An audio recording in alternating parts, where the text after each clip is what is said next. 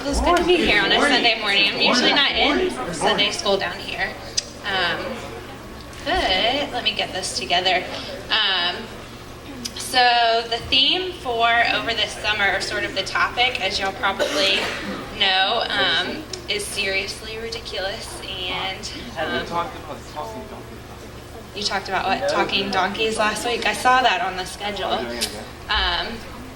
But this week, we're going to talk about something a little bit different, but also on that scale of being a little bit out there. And it's in Luke 22:39 through 51. If you can pull that up for me.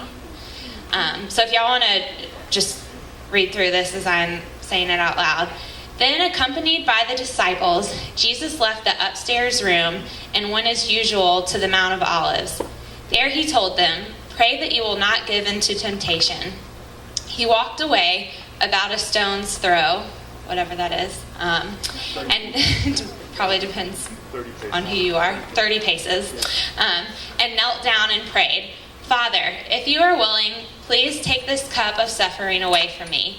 Yet I want your will to be done, not mine." Then an angel from heaven appeared and strengthened him. He prayed more fervently, and he was in such agony of spirit that his sweat fell to the ground like great drops of blood. Next slide. At last he stood up again and returned to the disciples, only to find them asleep, exhausted from grief. "Why are you sleeping?" he asked them. "Get up and pray so that you will not give in to temptation." But even as Jesus said this, a crowd approached, led by Judas, one of the 12 disciples. Judas walked over to Jesus to greet him with a kiss. But Jesus said, "Judas, would you betray the Son of Man with a kiss?" When the other disciples saw what was about to happen, they exclaimed, "Lord, should we fight?" "We brought the swords." And one of them struck at the high priest's slave, slashing off his right ear. But Jesus said, "No more of this." And he touched the man's ear and healed him. If you'll actually leave that up for a second, because I want to talk about those last few verses. So the first part of that may have sounded pretty familiar. I feel like it's preached on a good bit, and so you may have heard that. But as I was putting together what I was going to talk about this morning, I don't think I've ever focused as much on those last few verses, I guess like 49 through 51. But if you look at them, again, it's really kind of crazy because Jesus is standing there. Judas he knows that Judas, Peter, is going to betray him, that he's going to turn him in for things that he has not done, that he's innocent, that he's been helping people. And yet, so the other 11 disciples, of course, get very defensive. They love Jesus. They love everything he has to say and are following him. And so they go and they strike off his right ear. And I don't know about y'all, but the only time I've heard anything about anyone having their ear off, I think, was with Mike Tyson. And then probably with, if you've heard, well, I'm sure you've heard of Pablo Picasso, but he also, what? Fred Weasley? Sorry, some of you, I don't keep up with Harry Potter, so I don't really know that reference. That may make you stop listening to me at this point. But anyhow, and so I've just been thinking about that a lot. And what's even crazier is that after that, Jesus looks at the other 11 disciples who have just thought that they're defending him and standing up for him. Because when Judas actually goes up and when he went up to Jesus and gave him a kiss, at that point in time, that was sort of a sign of respect for a student to do that to his master or teacher, which was the relationship between both Judas and Jesus. But yet Jesus' reaction is to heal him and to tell the other 11 disciples, "No more of this." And so there's the two miracles, actually, besides just the healing, that Jesus has compassion for Judas, because I don't think that compassion always comes easily for us. I think for me, it definitely comes a lot more easy. You know, if you maybe saw someone on the street who was hungry or who needed money, or for those that are suffering. But I'm not sure if I would really have, or that my initial reaction would be to have compassion for someone who's about to haul me off for things that I haven't done or crimes that I didn't commit. And it sort of makes me think of, how many of y'all have siblings, either an older sibling or a twin or a younger sibling? So now, how many of you, and well, you don't necessarily have to raise your hand for this, because I'm sure some of you have siblings that are in the room, so maybe you don't want to rat them out, and you've probably done the same thing. But I feel like, at least for me and for my sisters, and I have a brother too. Actually, I have a big family. I have 3 sisters and a brother. But I feel like there's times, especially with siblings, especially when you're little, you may have blamed them for things that they did not do, that maybe you did, or maybe your sibling blamed you for something that you didn't do. And I know that whenever that happened, my reaction probably was either some sort of revengeful act, or anger. And while I've never cut anyone's ear off, I did when I was about 5 years old, and I had really strange ways of like coming up with creative things to do. And so one day I was bored, and my poor younger sister was only 3 years old, so she would listen to probably not everything that I would say, but at that point, when you're 3, you don't really know what else other than what people tell you. And so my sister Helen, I'm 5 years old, and I decide that we're going to play beauty parlor. So my mom's in the kitchen, I grab her, I take her, have her sit down, put the toilet lid seat down, tell her to sit down, that we are going to play beauty parlor, and proceed to pull out, not the small scissors that people probably use to cut your hair, but the large scissors. And girls, you probably will know what I'm talking about. Guys, maybe not, because most of you don't have hair down to your shoulders. But girls, a lot of times, they'll pull your hair up and they'll snip off just the ends of your hair. So when I was 5, I thought, okay, so all I have to do is lift up all of her hair and just snip straight across. So needless to say, my poor sister Helen had sort of a bowl cut with a nice little rat tail down the end. And so we go into the kitchen, and I promise this will relate back to the story and what I'm talking about. So we go into the kitchen, and my mom's reading the paper, and part of me in the back of my head thought, well, maybe she will notice her hair's cut, or maybe she'll notice something's off. And I think I'd even debated at one point, like, maybe I could get some of that clear Scotch tape and just tape part of it on, and she wouldn't notice that I'd cut her hair. But I did not do that. And so my little sister Helen and I are standing there, and my mom turns around from reading the paper, and you can tell that she just has this look of shock on her face. But then you can also, I kind of picked up that she wasn't going to get really angry, or that she was sort of trying to figure what was going on, but she didn't want to look too upset about things, because that would upset Helen, who now had a boy's haircut. And so she looked at us, and I'm sure y'all's parents have said this at one point, and it's, what happened? Or, who cut Helen's hair? And I stood there and I said, I don't know, not me. Which left poor little Helen, who's 3 years old. Obviously, she didn't cut her hair. And I was completely guilty, but I kind of left the blame on her when she had done absolutely nothing. She was innocent, which was kind of, in a way, on a much different level, but what Judas was about to do to Jesus. He went up to him, he gave him a kiss as a sign of respect, and yet he is getting ready to take him in, more or less, to be executed. And so, thinking about that, I cut her hair, and to me it was a game. It wasn't a big deal. She didn't do anything to me, so for me to feel sorry for her, that would be a completely different thing than Jesus having compassion for Judas after the disciples cut his ear off. And I think a lot of times we'll focus on John 3:16, which talks about the cross and God dying for our sins and all of this, because that's such that's what Christianity is really based on. And but I think this verse that's up on the screen, that it's really more that it's more of a human type thing that we can relate to, that Jesus at this point is down on earth, and he's with his disciples. He's talking to them. He, I don't know, he's just human at that point, and not, while we may not be able to relate to cutting off someone's ear, hopefully, we cannot, I think, that the point that it sort of gets to is that, let me look back at my notes because I lost my place.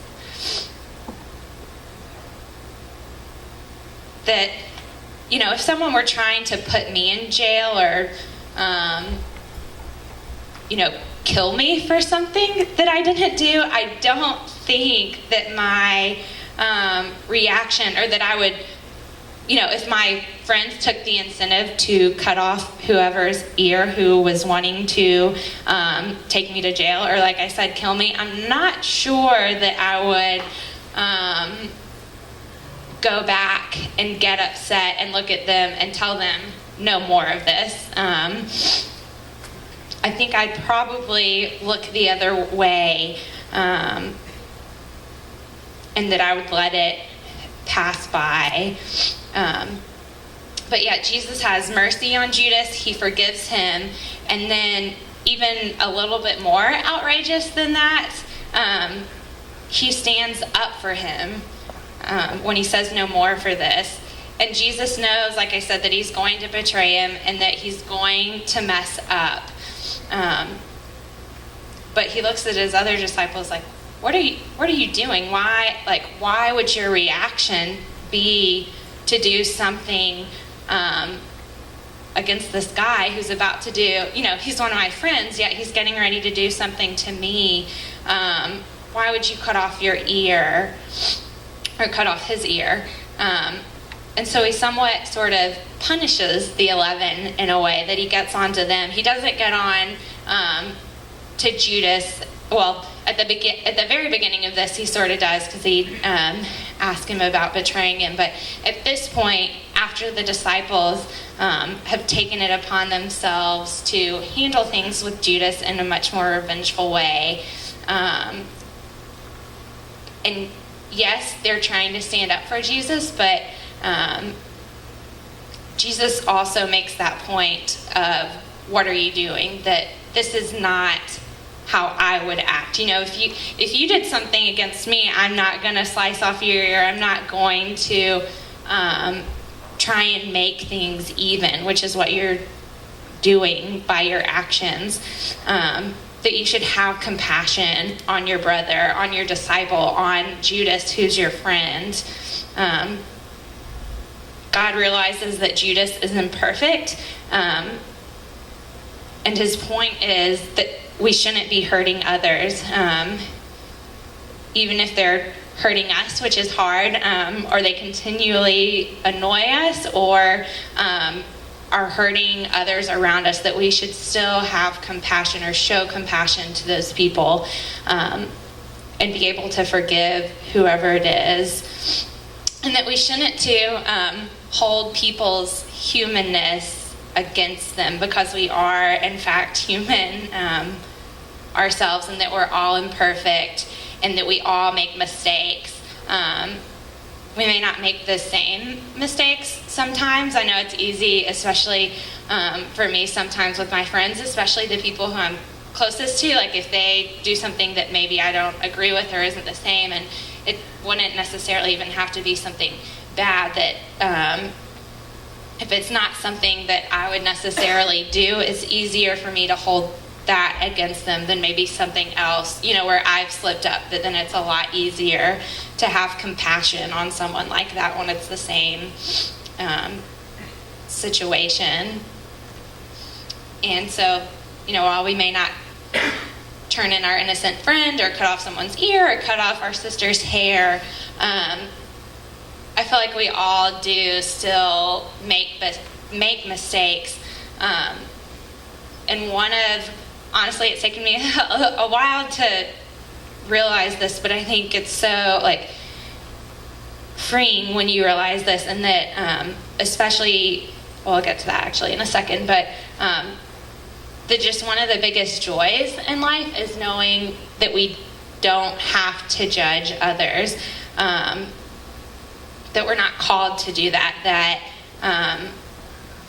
we can say that for God, but I know in Revelation 1:7, still looking at this verse though, that it talks about it's talking about how Christ will come back, and that the clouds will come down and every eye will see, and it says even those who have pierced him, talking about God, will mourn, so that everyone will see him. And so many times I think we talk about how we can do things for other people, and I may have even been wording it that way too already, but I think the main thing is that we're supposed to show others love. A lot of times it's easy to get caught up in, I should show compassion to this person or that person because I need to save them, or I need to do this or that, instead of realizing how much that's God, and that he's just working through us, and that he's the Savior, not us. And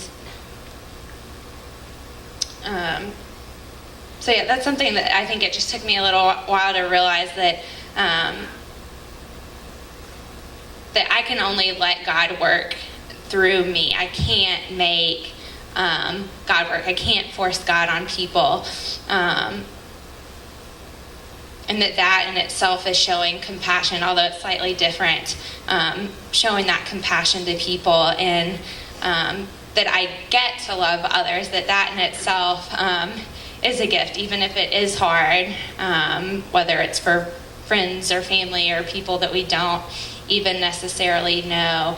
And I think it's important to love people like Judas, how Jesus did, that especially in their imperfections, and in their times of weakness, like Judas. I keep saying Judas or Peter because he was referred to as both, but Peter afterwards, it talks about how upset he was and how he wept, for Jesus on the cross. So it's not like he had these bad intentions this whole time.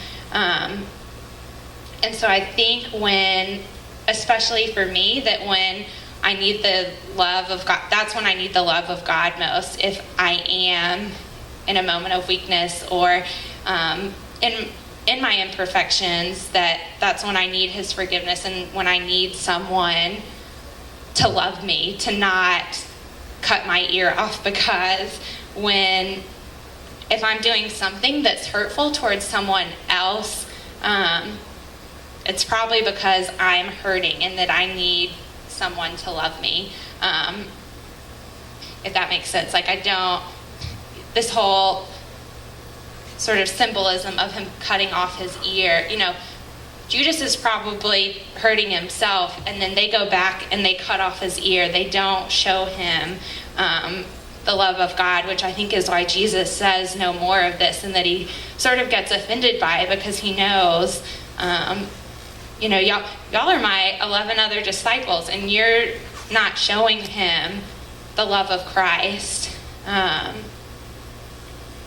in a way, I think that goes for all of us, because we're all God's disciples. And I brought a story with me. It's not like an actual book with pictures that I can show you, but it's a story about a mom and her child.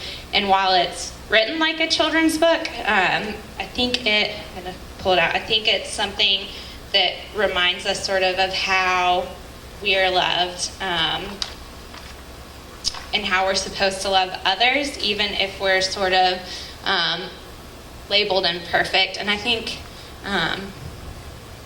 just as you go today, I mean, we'll still definitely have more time here, and Jacob's going to come up and talk to y'all about the cards I think that some of y'all wrote last week. But I think more than anything from this story that isn't always talked about and people don't always notice, even though it says he's slashing off his right ear, that Jesus just really wants us to get the point that even if people are doing stuff against us, or it seems like they're not loving me, or they're doing this just to spite me or to make me mad, that a lot of times those are the people who need the love most. And a lot of times when we do that ourselves, it's just looking for that. So if y'all listen to this as I read, and again, it's about a mom and her child, and it's more of a poem, I guess, too.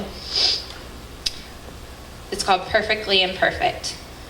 Why can't I be perfect like the moon and the stars?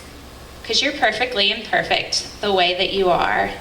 Just look a little closer, and you'll probably catch on like who's talking to who. So this is the mom. Just look a little closer, up close, and you'll see the moon and the stars as scattered as me. But Mom, you aren't scattered, not scattered at all. You twist and you turn and balance it all. But honey, you're wrong. I'm not perfect, you see. I'm as perfect to you as you're as perfect to me. You look at me like I look at you. I'm not perfect, and neither are you. You're perfectly imperfect, just as you should be. You're perfectly imperfect, which makes you to me.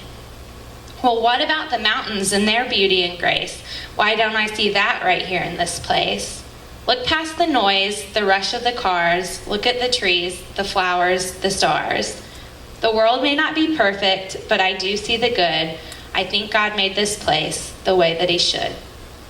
The world isn't perfect, as we both know, but there still is beauty in the places we go. But Mama, beauty is perfect. What else could it be? Beauty is perfection to the world and to me. Well, maybe your perfect is different from mine. Maybe our perfects just don't quite align. Beauty's imperfect, just like me and you. I see beauty in old and the new.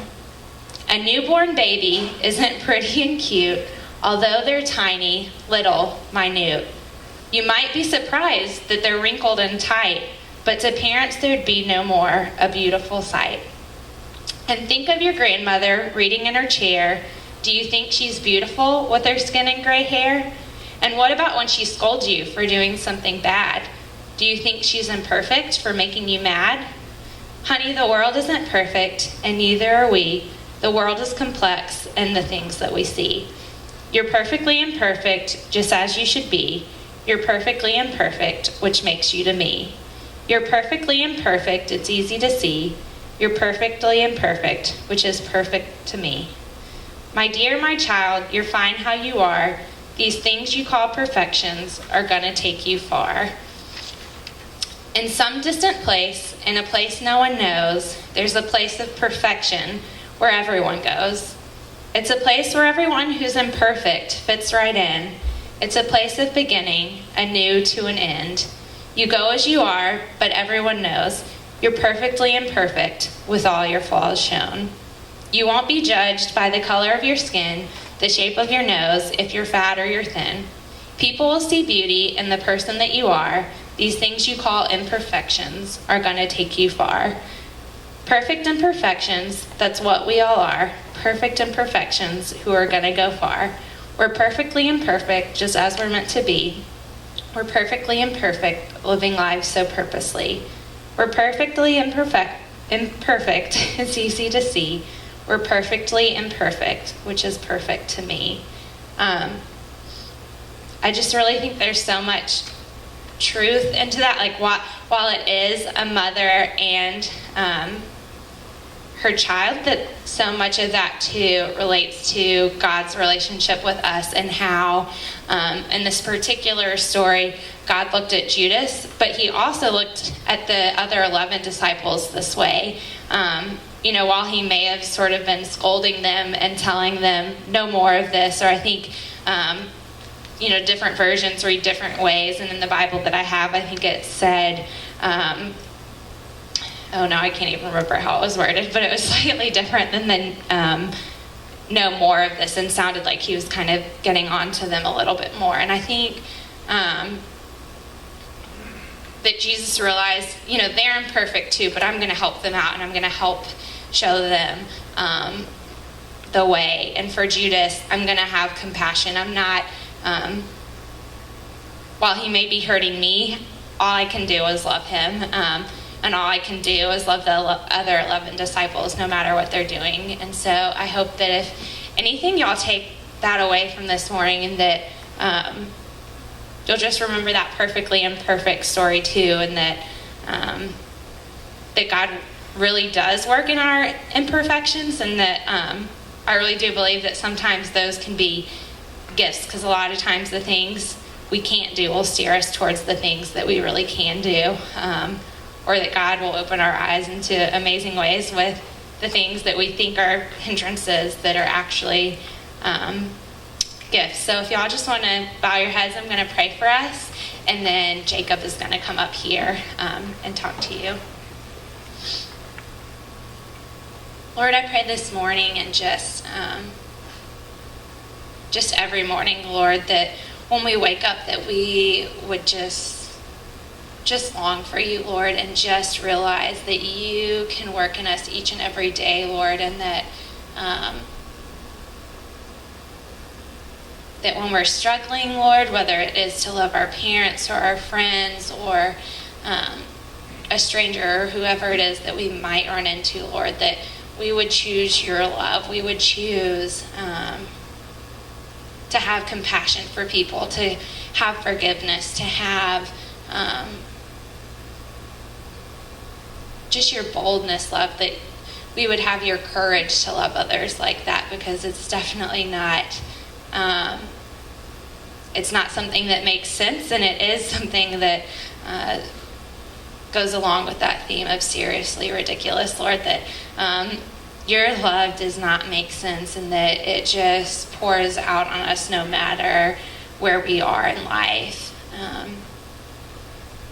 And I just pray that we would have that same love, Lord, that same forgiving and compassionate, Lord, that love to give to others. I thank you so much for your Son and the love that he gave to us, Lord, and gave to you. It's in your name that I pray. Amen.